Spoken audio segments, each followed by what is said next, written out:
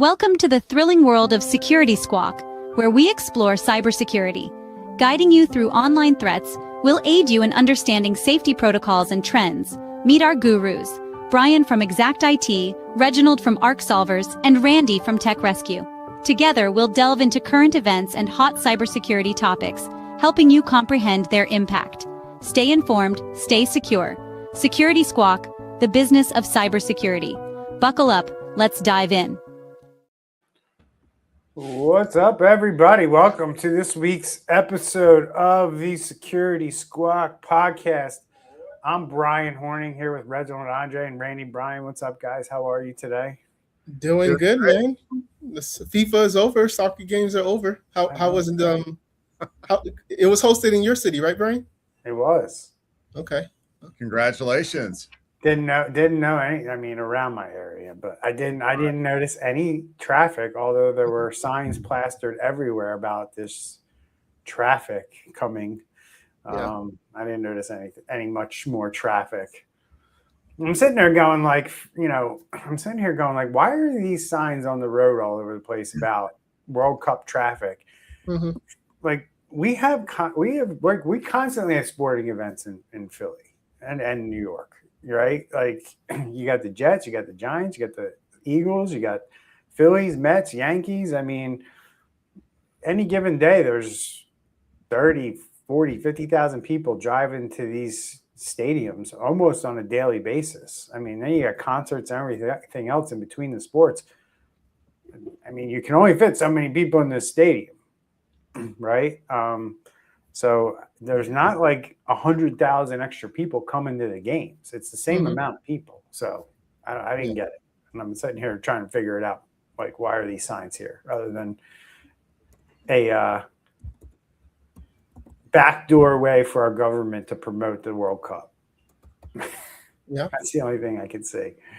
So, all right, guys, good show today. We got a lot to talk about. We got, I'm going to open up the show with AI.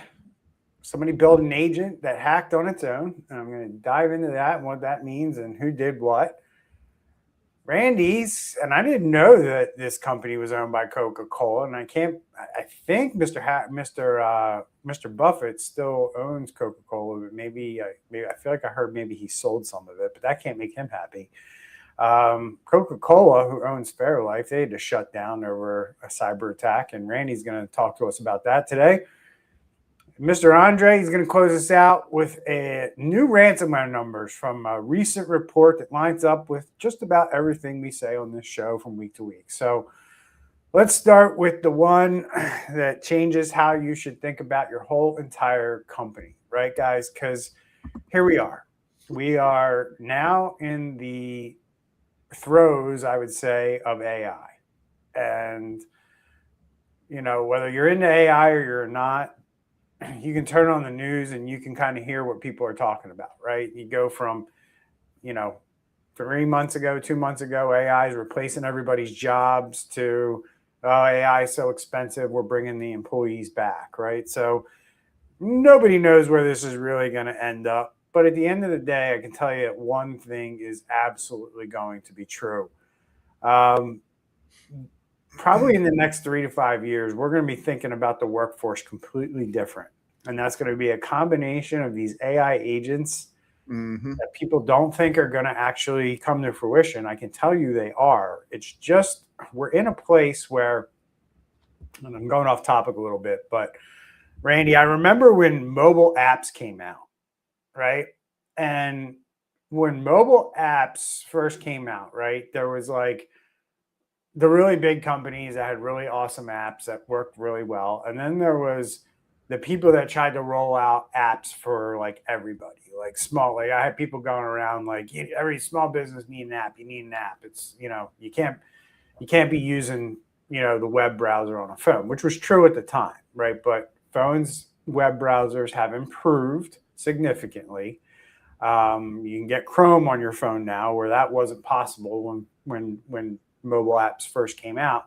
So essentially mobile apps for businesses and for small businesses became like your website regurgitated into this app that was nothing more than just a website at the end of the day laid out differently.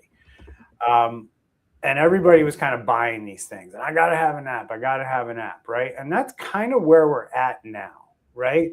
You have all these guys out there peddling some kind of AI, some kind of an AI agent, some kind of an AI, and they're just trying to take advantage of the hype, so to speak. And what I learned in that app process is, man, there was a whole lot of people peddling a whole bunch of crap. And maybe 1% of the people out there actually knew what they were doing, could build really good apps that help businesses, whatever, sell more, communicate with their customers better, run their social media platform better. So we're in that phase. We're in that phase where just the world's just been thrown up on with AI. And now the market kind of has to weed through who are the winners, who are the losers, who can actually do this stuff. Because guys, I see it. Like, we are doing it. Other companies are doing it. They are building AI agents, and these agents are doing things. They are, I wouldn't say that there's an AI agent out there that you could like plug in and it knows what to do from the start of the day to the end of the day. But you can take it really, you don't think of it like that. We're trying to take the human employee and we're trying to make that an agent. That's not what we do here, right? We take an agent that does a thing really well, right? So think of this like the production line system that manufacturing figured out almost 100 years ago, right? You're going to have specialized sections as that thing moves down the conveyor belt, right? And that you got to look at it like that. Like, so you're going to have an agent that's really good. You're trying to build a website, right? You're not going to have an agent and say, build me a website and know what to do from start to finish, right? You're going to say, like, get me somebody who can build me a website using code, right? HTML. And more than likely, that's not going to read well. It's not going to be a great website that reads well. It's going to look like a technical person wrote it, an engineer. So then you got to have a specialist come in who's got copywriting skills to take that thing. So then you pile on all these different skills with all these agents, and the end result is a website that you can be proud of and put in front of your company, put in front of your clients, however you want to look at it. But it's not going to be some half-baked 20% thing that only looks good from a technical standpoint, but from a selling or marketing or sales standpoint, it leaves a lot to be desired, right? So I just wanted to set the stage for that's the world we live in right now, right? And somebody decided, you know what, I'm going to take a piece of that and I'm going to build an AI agent that essentially goes through GitHub. And they got this thing out there, guys, called Hugging Face. And it's a GitHub of AI. That's what you can think of, right? It's a place companies, every company downloads its AI models and data from, right? So if you think about, like, I don't want to build an AI system, right, from scratch, you can go to these AI repositories that already have models built that you can start tapping into, right? Open source AI models, just like open source AI code. And this month, that group, Hugging Face, disclosed that an autonomous AI agent broke into their systems and ran the whole attack by itself, right? So this is a hacking agent, an AI agent that somebody built that said, hey, I want you to go into Hugging Face and I want you to get into their network and then steal all the data. And that's exactly what this thing did, right? So it got through on it got through a poison data set, stole credentials, and then it moved through their internal systems, racking up more than 17,000 actions over a single weekend before it was caught. Randy, I know that's going to make the hair on the back of your head stand up when some kind of AI hacking machine can go through open source AI models and change them. Mm-hmm. Like, that's like infinite possibilities on what could happen here. No? Yes. Yeah, there's some things you got to do in 2026 in the age of AI when you're doing, because I think you were kind of alluding to, there's a lot of vibe coding going on out there, a lot of people making stuff using AI, and why this thing like with Hugging Face, which is an open source community, apparently they host a lot of open source libraries and things like that. Am I wrong? That's right. That you can use. So when you use these, you throw them in something that you vibe coded. And if you don't take special precautions, next time something on Hugging Face updates, it goes right into your program. And if that's hacked, that means now your program has some kind of backdoor into it or whatever. And what I'm advising people to do when you do that, all the libraries and stuff you use, you need to pin them. And that just basically means you don't update them automatically. You want to make sure that they're good before you go through deliberately and update those. But I've been reading about this and hearing about this. This is pretty brutal. And this stuff's going to happen. It's going to happen more and more because of AI and AI finding vulnerabilities. Yeah, I mean, it's one of those things where I look at this and I'm like, the workload of a whole entire hacking group or crew has been now done by a piece of software at lightning fast speeds, like speeds that no human could touch. And this group, Hugging Face, they were so enthralled by what was going on their network, and they really, their heads were spinning. Guess what they did, guys? They turned to AI to figure out what happened.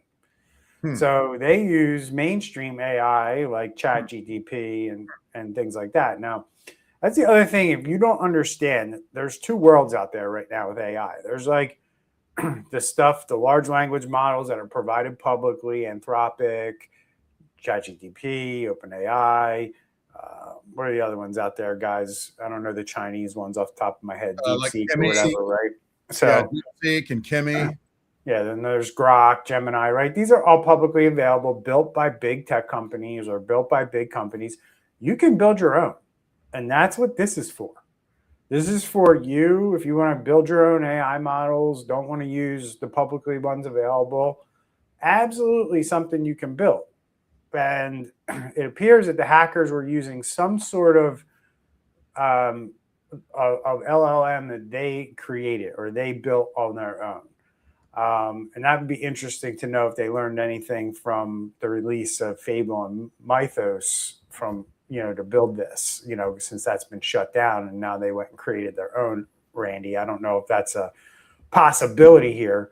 But the whole workload of this thing was done by AI. And then Hugging Face came in and said, we're going to use ChatGPT or Anthropic to investigate what happened.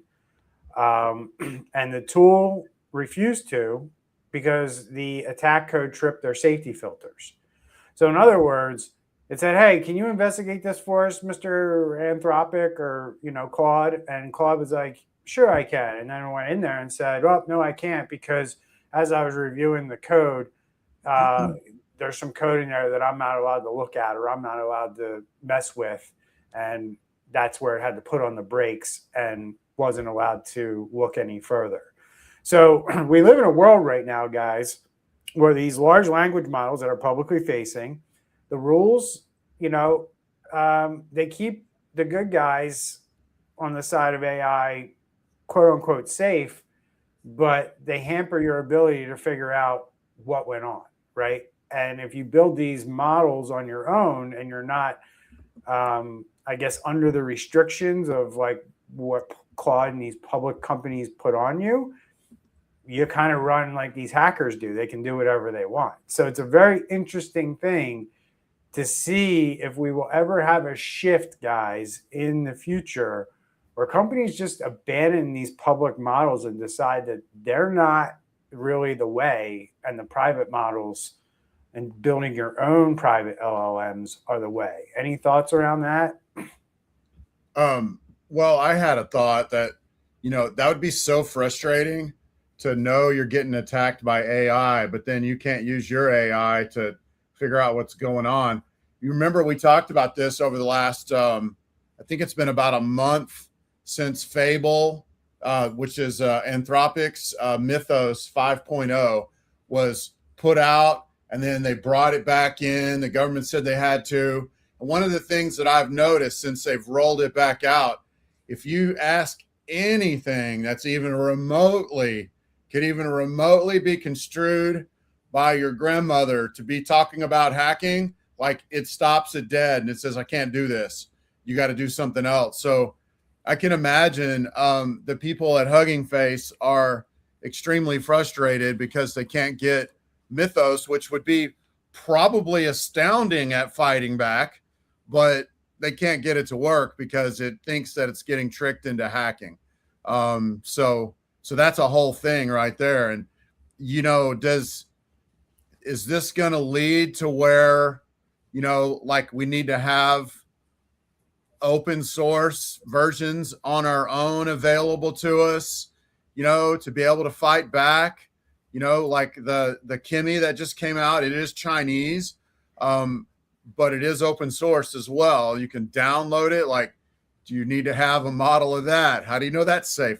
This opens up so many cans of worms. And I know we don't want to go off onto a bunch of tangents, but bottom line, I would be so frustrated if I was over there at Hugging Face and couldn't use my Mythos subscription to fight back against the AI that was in there and hacking me. All right, I want to bring Andre in. Andre, you've been quiet, so what's been stewing over there? Yeah, no, I smiled when Randy was like, I could see like a group of people in a really crisis right now, and they're saying, well, it is Chinese, but let's try to use it. So really the difference right now is, you know, the terms of hackers is changing. It's no longer that one person sitting behind the keyboard with the hoodie, but now it's, you know, 500 AI agents, each with a different task, and they're basically now focused on attacking us, the good guys. So just things have changed, right? I even look at it as far as like penetration testers, where you could just have now these AI agents just go after just this one task, just to do this over and over and over, and it's going to be so good. So definitely what normally would cost, you know, hundreds of thousands of dollars for these bad guys to do, they're now going to be able to do with a single sign-in. It is. And then, you know, I just want to wrap up, you know, my segment here with just a thought I want to leave everybody with, because for years, the thing that limited attacks and limited a lot of things in business, like growth, things like that, was people, right? You need bodies. One person can't do it on their own. And, you know, as companies grow, you know, lean and mean can become a problem, you know, if you don't have the ability to fill out your workforce that you need to deliver your product or service. So you need bodies in business. And that's always been the thought process. And bodies cost money and don't scale. And AI, as we're starting to see evidence that an agent can really erase that limit. So the economy is shifting to agents plus employees. That's where we're at right now. Not 100% agents. Like, it's not going to be a light switch. And eventually, you know, we're going to get to a place where we call it normal once we figure out what jobs and what roles can be run by AI and what still need that human touch, right? And that's the phase we're going through right now. And attackers are already taking full advantage of this. So already staffing up with these AI agents. So you have to start thinking the same way about your business, your team, how you start to defend your company from these things, your technology, and also other parts of your business, like your marketing department, your sales department, your operations, service delivery. All that stuff is going to have agents involved in the future. And we all need to start thinking this way, guys. And it's really that hybrid model that people are talking about that's going to be the success, right? So while AI agents ran the hack, there was somebody behind this agent that built it, instructed it, told it what to do, and watched and managed it from a high level, right? So at the end of the day, yes, the agent did all the heavy lifting, but there was somebody who was the agent's manager watching what that thing was doing and making sure it was doing it right. So, any last thoughts there, guys? No. Cool. All right. So here we go. Randy, you ready to go? Yes, sir. All right, cool. So Fairlife, Coca-Cola owns them, which I learned. I did not realize that. Fairlife is actually, if you're a fan of protein shakes, they have some of the best on the market, in my opinion, with their Core Power product. So if you've ever had a Core Power Elite, Core Power protein shake, that's made by Fairlife. That's a company we're going to talk about. They got hit. They do about $3 billion a year. No kidding what they charge for those cases of protein. This month, a ransomware attack reached its production systems. That can't be good, Randy. Tell us what happened. Okay, so yeah, this caught my eye for the same reason, Brian. I mean, literally, if you open our fridge, we've got the protein drinks on one side, and we've got some of their milk right there in front of us when you open the fridge, man. So it caught my eye because of that. And they have gone over the last 12-ish years from a $10 million brand to a brand that's probably worth $7 billion, doing $3 to $4 billion a year in sales. So they've really built into a really gigantic brand, if you will, under the guidance of Coke or whatever that's been. I'm not sure, but they have grown substantially. And so they've suffered an attack. This is very, very recent.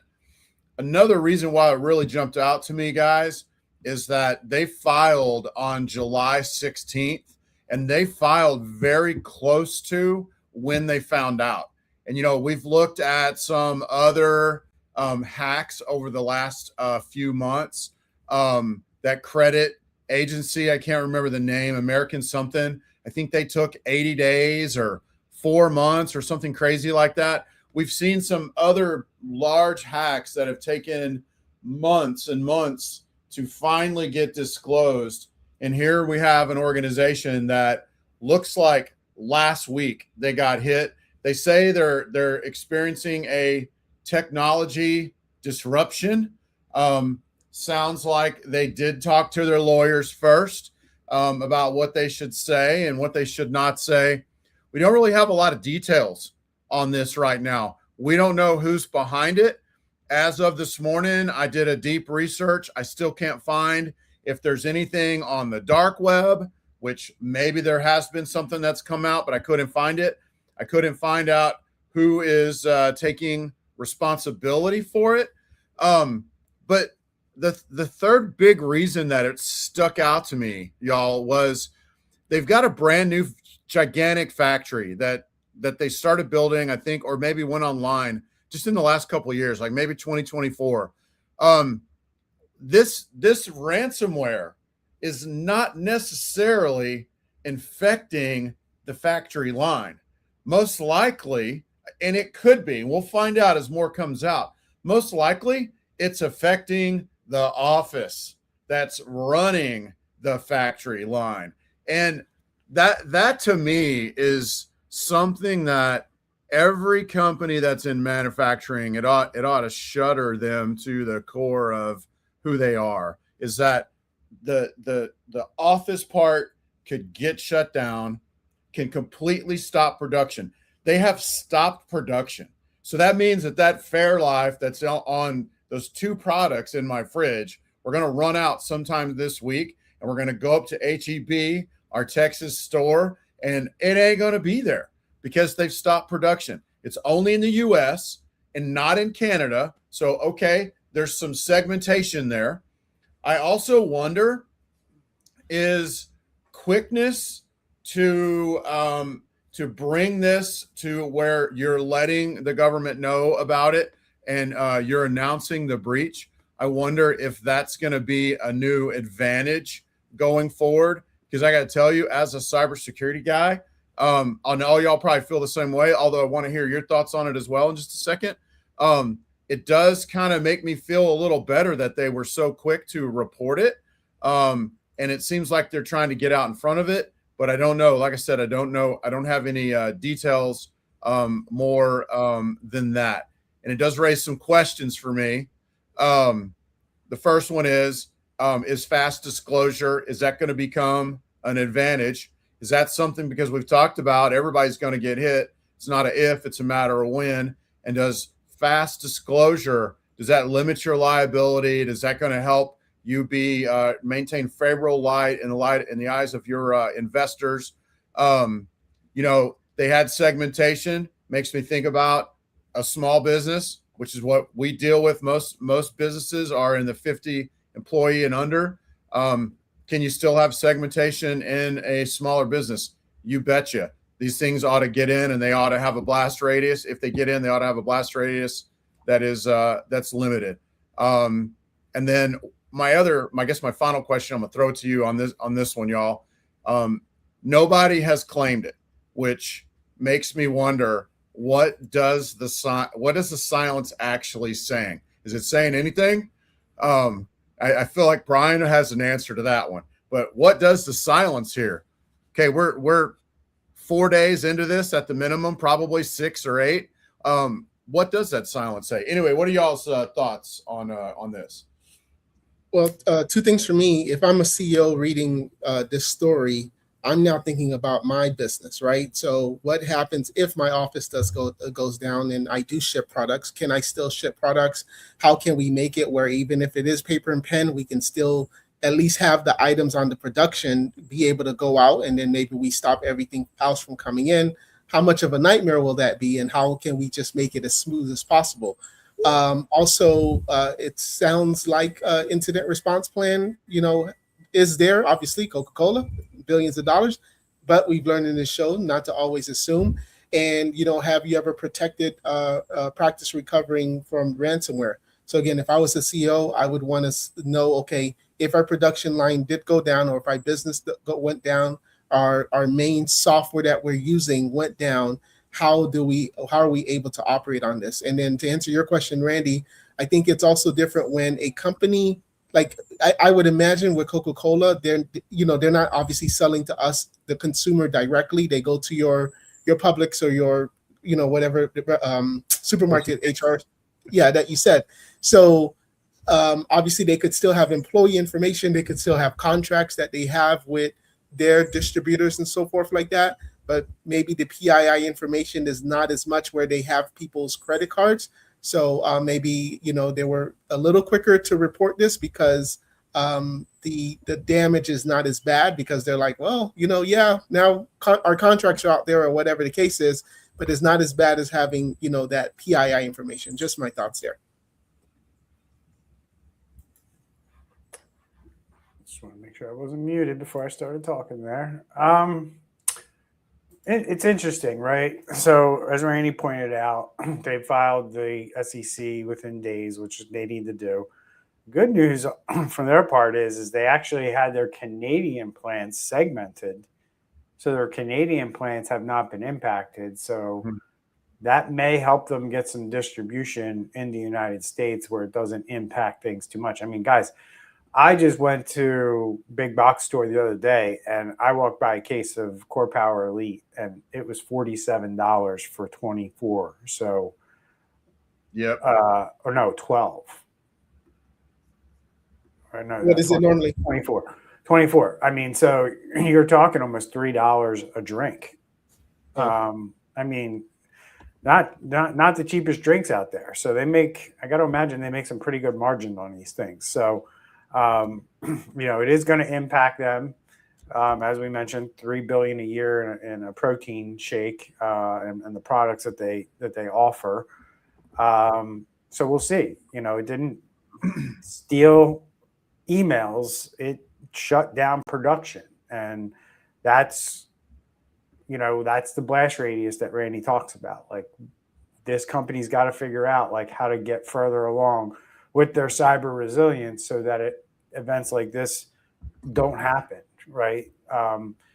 Production systems for manufacturers should not be ransomware able. And there's a lot of different ways you can skin that to make sure that doesn't happen. But the number one thing is internet access. Like, why do we have these things connected to the internet like we do? And if we do, you better have to like go through the matrix type laser field to, get in there. And a lot of alarms better go off if somebody's trying to get in, or we're going back to zero trust, Randy. If I'm running an OT system and I need my system to run, meaning I need my manufacturing system, the technology behind it to run so I can produce my product and sell it, I'm going to have zero trust all over that thing all day long. Mm-hmm. Mm-hmm. And like, that's how you stop these types of things. So, all right, Mr. Andre, you're up, my friend. And we've seen an AI attack. We've seen a household brand knocked offline. And now we got some statistics, especially around ransomware. And the numbers are going to tell you exactly where you need to put your next dollar. So, Andre, what do you got for us?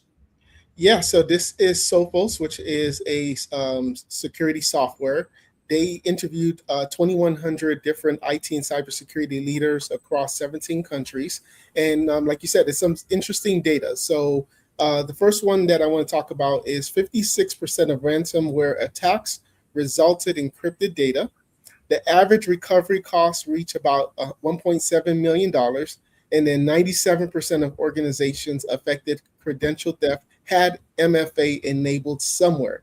And I kind of stopped there with the 97% MFA because I was like, wait, but if you got 97% of these companies already have MFA, that kind of doesn't make sense that, all of these attacks are answered. And then as we're reading in the article more, it basically elaborated how some of the systems had MFA. So maybe Microsoft 365, that was protected with MFA, but the VPN wasn't. Or maybe, employee MFA account had it, but then the firewall, as we're learning with Fortinet, for example, if MFA is not enabled there, then there could be some problems. Also, another thing is they compared the statistics from last year, and they found that last year the biggest issue was unpatched computers, unpatched servers, and just keeping things up to date. And now they're finding that the attackers would rather steal credentials than hack the firewall because it's faster. So we're seeing that basically they're being, as we call it, they're being let in. They're saying, well, if we can just get the username, get the password, then from there we can go ahead and just create the havoc. We don't need necessarily to even worry about MFA or try to worry about unpatched servers. Let's just try to trick the user into giving us their credentials. And typically those credentials are then not set up properly, where they may have, that employee or that user may have over access, and then that's where damage is done. So that's kind of some of the highlights that I saw in this article that I wanted to share. That was awesome. You just basically laid out what happened in my topic, right? AI just took advantage of credentials that it found, that it knew were, now they're compromised when AI finds it, but no protection on that login, right? All they had to do was have a username and password, and then no second factor to make sure that that was really that person. It's critical.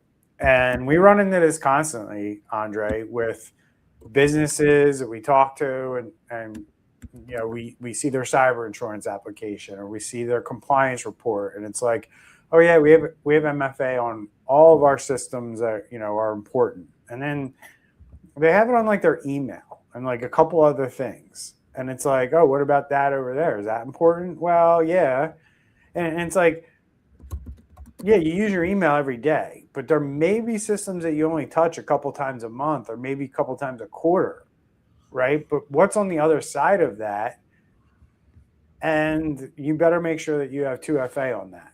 And that's kind of what we're seeing out there. We're seeing like companies get it when it comes to things like email, certain systems that have data like financial systems, maybe your CRM, you're protecting that depending on what's in it. Yeah, it's hit or miss with a lot of companies from what we see. But it ends there. And there's probably a dozen or more other applications that websites, other things that your company probably uses and stores things in. You get the companies, oh, no, we only use like 3-4 things. Inevitably, you figure out that they don't use 3-4 things, right? And they all try to say that they limit or they have a limited number of things, but it's like people tend to think of like what I currently am working in or what I usually work in a daily or weekly basis. They don't think about those systems that you log in every once in a while, right? Tax systems, right? Where you're doing taxes or, things like that. I'm just thinking about things that happen periodically in a business that don't happen all year round. They only happen like once or twice a year.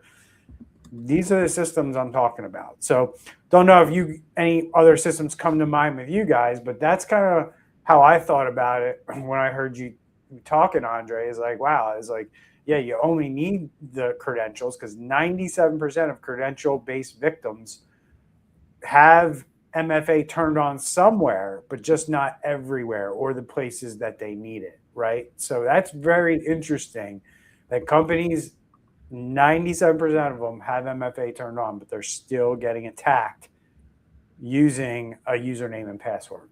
And that's exactly what the insurance company wants to see you check mark as well. The math ain't mathin', Andre. Yep. You check mark that on your insurance application, and when you get that breach, they go back to that application and say, hey, you weren't doing it. Yep, that's gross negligence, right? Gross. Yeah, well, and that's a harder one for people to understand sometimes, but it's kind of like if you went out to a bar and drank too much and then went and drove your car and smashed into a tree.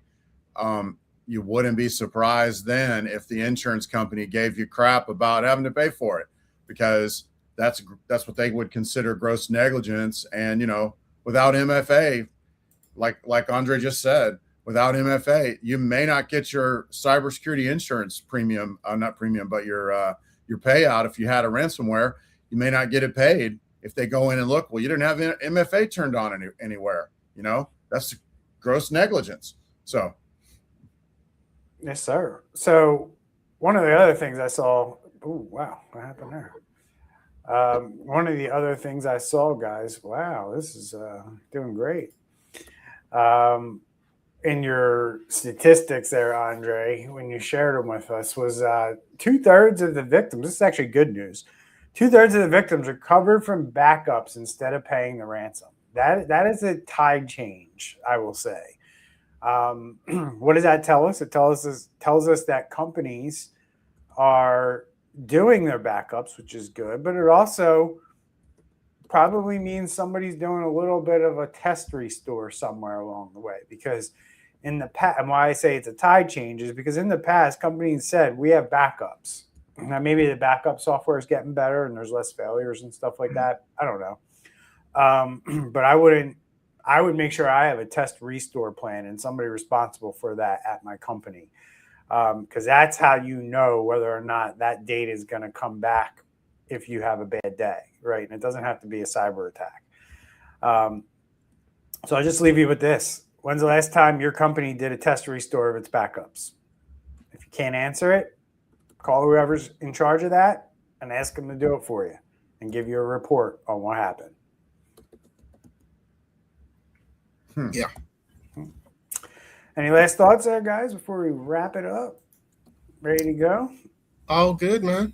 Cool. All right. So appreciate everyone joining us for today's episode of the Security Squawk. The thread running through all of these themes that we talked about today is no matter who's running your systems, whether it's AI or humans, these attacks you need to definitely pay attention to, right? You got factories getting locked out, companies, thousands of them being surveyed, telling you what's going on out there. And every week we bring it to you on this show so you understand that the game of cybersecurity and protecting your data has moved from breaking in to scaling up, right? So they are getting better with AI, and they are doing things in a way that is going to make it harder. So these things that we've been talking about, MFA, making sure your backups are good, having somebody do those test restores, these are the things that are working right now in today's day and age to get you out, get your get out of jail free card. Those things right there. If you're doing them, the hackers right now are en masse playing the game, knowing that companies are not doing a good job of testing their backups. So they're, even though you think you're doing them, they're still hitting you with the thought they're not going to have backups. So we're going to, or they're not going to have good backups. So we're going to, still hit them with the ransom, right? So just think about that. Make sure, because if you have those test restores, that's the big FU to the hackers. Like, we don't need to pay you. We're good over here. And that's what hackers don't want to hear. But right now, the data tells them they're not doing this. So keep going, right? And that's what we have to do. So what this means for the cyber criminals, guys, is the cost of attacking your business has significantly dropped, and the value of defending this stuff and doing things like test restores has just gone up significantly. So if you enjoyed this episode, we ask you to head over to securitysquawk.com, check out all our episodes, check out what we have going on our website. Leave us a review wherever you're consuming us. Thanks to Randy and Andre, who ducked out early. We'll see everyone next week. Take care. Stay safe. Bye, everyone.